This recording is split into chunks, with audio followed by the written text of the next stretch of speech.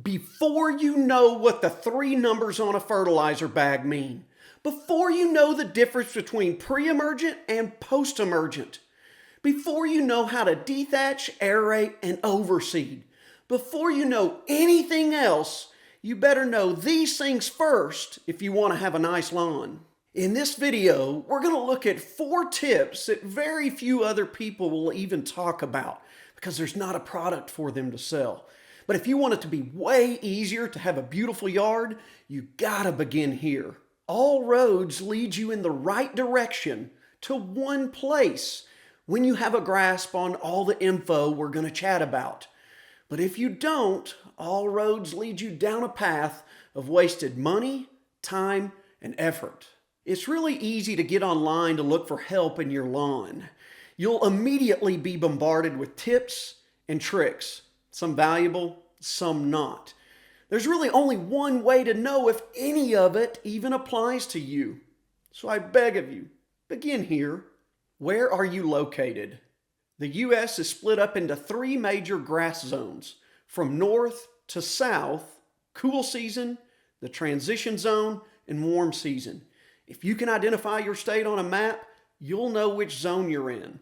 This is so important because it helps you with the second tip: identifying your turf type.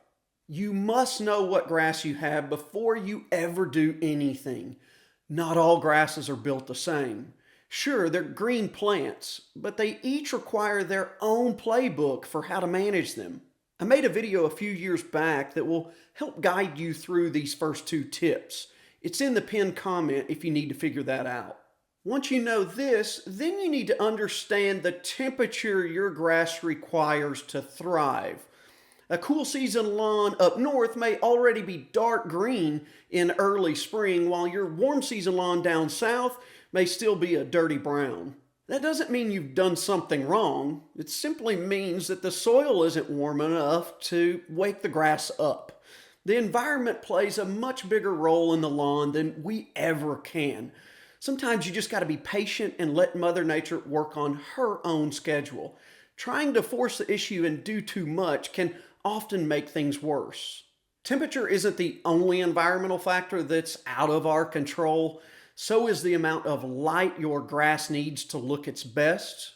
We can sort of control this by eliminating shade from trees and other objects. But what I'm really talking about is the amount of daylight hours we receive throughout the different seasons of the year, especially for those turf types that love lots of sunshine, like Bermuda. Let's use it as an example. Coming out of winter, leading up to the spring equinox, where there's equal amount of daylight hours as nighttime, the Bermuda still isn't getting a whole lot of sunlight. But as summer approaches and the days get longer, the lawn will naturally improve as it responds to increased temperatures and sunlight. Then as we cross over the summer solstice, which is the day with the longest amount of daylight hours for the year, and approach the autumnal equinox, the decreasing daylight hours and dropping temps start to tell the grass to prepare for another winter. The turf will then start to decline in its growth rate and overall appearance.